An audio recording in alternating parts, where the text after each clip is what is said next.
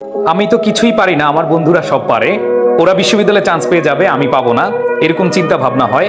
এখন আমি কি করব? তোমাদের মধ্যে একজন এরকম কমেন্ট করেছো। সো তুমি কিছু পারো না, তোমার বন্ধুরা সব পারে এবং তারা চান্স পেয়ে যাবে, তোমার কাছে এমন মনে হয়, তাই না? আসলে এটা পুরোপুরি স্বাভাবিক যে তুমি যখন কারোর সাথে কম্পেয়ার করবে, তুমি যখন নিজেকে অন্যের সাথে তুলনা করবে, তখনই তোমার এটা মনে হবে যে অন্যরা একটু তোমার চেয়ে গিয়ে তুমি একটু পিছিয়ে। এটা স্বাভাবিক, এটা পুরোপুরি স্বাভাবিক। তুমি এই যে কমেন্ট করেছো, আমি তোমাকে গালিগালাজ করবো না, বাট এটা মনে রাখতে হবে যে তুমি কারোর সাথে যদি কম্পেয়ার করো, 100% শিওর থাকো যে হয় তোমার সে উপরে থাকবে, না হয় নিচে থাকবে। কারণ প্রত্যেকটা মানুষের পথ কিন্তু আলাদা, প্রত্যেকটা মানুষের স্ট্র্যাটেজি আলাদা। সো তুমি কারোর সাথে কম্পেয়ার করতে গেলেই নিজেকে হীনমন্যতায় ভোগাবে এবং একটা সময় মনে হবে যে তোমার ধারে কিছু সম্ভব না, এবং তোমার সম্ভাবনা, তোমার যে শক্তি, এই শক্তিটাও তুমি হারিয়ে ফেলবে। সো আমি এই ক্ষেত্রে তোমাকে অবশ্যই বলবো যে কমেন্টটা করেছো, প্রথম কথা হচ্ছে তোমার আত্মবিশ্বাসের অনেক বেশি অভাব রয়েছে, তুমি আত্মবিশ্বাসহীনতায় ভুগছো। তুমি আসলে কি, তুমি কি পারবে না না পারবে সেটা অন্যের সাথে তুলনা করে তোমার আত্মবিশ্বাসটাকে নষ্ট করে দিচ্ছ।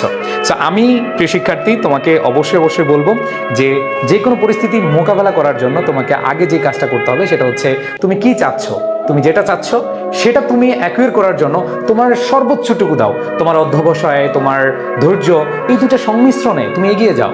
দেখবা কে তোমার সামনে আছে, কে তোমার সাথে আছে, সেগুলো তোমাকে কোনোভাবেই ইমপ্যাক্ট করাবে না। আমি অবশ্যই অবশ্যই বলবো যে তুমি আত্মবিশ্বাসহীনতায় ভুগছো, তোমাকে অবশ্যই এটা পরিহার করে দিতে হবে। বুঝাতে পেরেছি?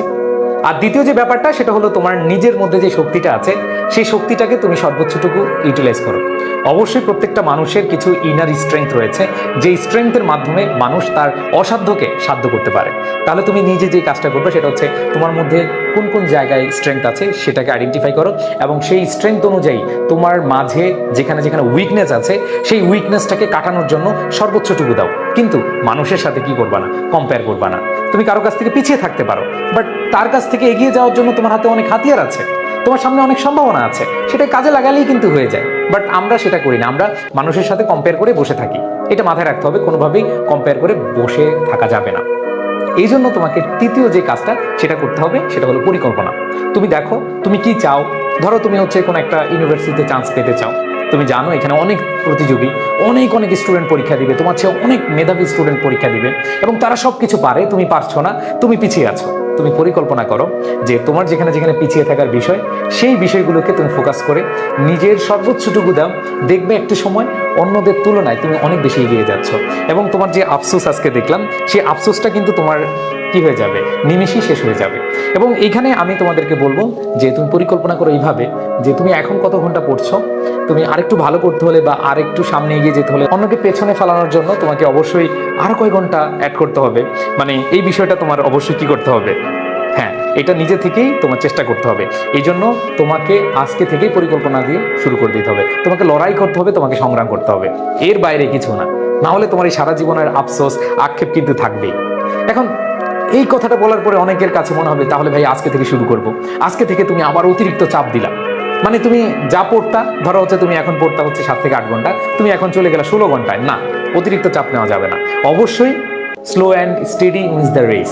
তুমি আস্তে আস্তে আস্তে নিজেকে ইমপ্রুভ করো। এমন তো নয় যে তুমি যে কাজটা করতে যাচ্ছ, তুমি ধরো পরীক্ষা দিতে যাচ্ছ ঢাকা বিশ্ববিদ্যালয়, সেটা কালকে পরীক্ষা, এরকম না। আর কালকে পরীক্ষা হলে তুমি এরকম কম্পেয়ার করতে না যে অনেকে এগিয়ে গেছে। তোমার টার্গেট থাকবে যে তোমার যে হাতে যে সময় আছে, সেই সময়টাকে তুমি সর্বোচ্চ ইউটিলাইজ করবা। অতিরিক্ত চাপ না নিয়ে তুমি যে কাজটা করছো সেটাতে যদি মনে হয় আরেকটু বেশি করতে হবে, আরেকটু বেশি করো, বাট ডাবল বা হচ্ছে ট্রিপল এটা করা যাবে না। আর আমি আরেকটা বিষয় তোমাদেরকে বলবো, কখনোই এই কথাটা মাথায় আনা যাবে না। তুমি যেহেতু আজকে কমেন্ট করেছো, তোমাকে আমি কিছু কথা বললাম, বাট আমি তোমাকে আজকে থেকে বলে দিচ্ছি যে তুমি আমার এখানে যে কমেন্টটা করেছো, তোমার বন্ধুরা সব পারে, তারা এগিয়ে যাচ্ছে, এটা আর কখনো তুমি বলবা না, মুখেও আনবা না, কমেন্টও করবা না। তুমি তোমার বন্ধুর সাথে বা অন্যদের সাথে তুলনা করা একেবারে বন্ধ করে দিবা। আর তোমার মধ্যে কিছু কনফিডেন্স নিয়ে আসবে, হ্যাঁ আমি পারবো। কে কি করছে সেটা আমার দেখার বিষয় না। ধরো তুমি বিশ্ববিদ্যালয়ে ভর্তি পরীক্ষা দিতে যাচ্ছ, তোমার আশেপাশে অনেক ভালো স্টুডেন্ট আছে, সবাই কি সবগুলো সিট নিয়ে যাবে? ধরো নিয়ে গেল, তোমার লাগবে সিট কয়টা? তোমার লাগবে একটা সিট। সো এমন তো নয় যে তোমার মামা, খালা, ফুপু, ফুপা অথবা শালা, শালি এদেরকে নিয়ে ভর্তি হতে পারবা বা ভর্তি হতে যাবা। এরকম কিছু না।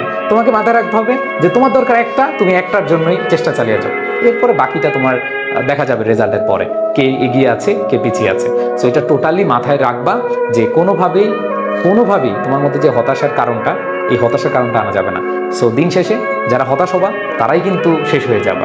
মনে রাখবা, ডিপ্রেশন, টেনশন তোমার এখন বড় শত্রু। এটা টোটালি মাথা থেকে বাদ দিয়ে দিতে হবে।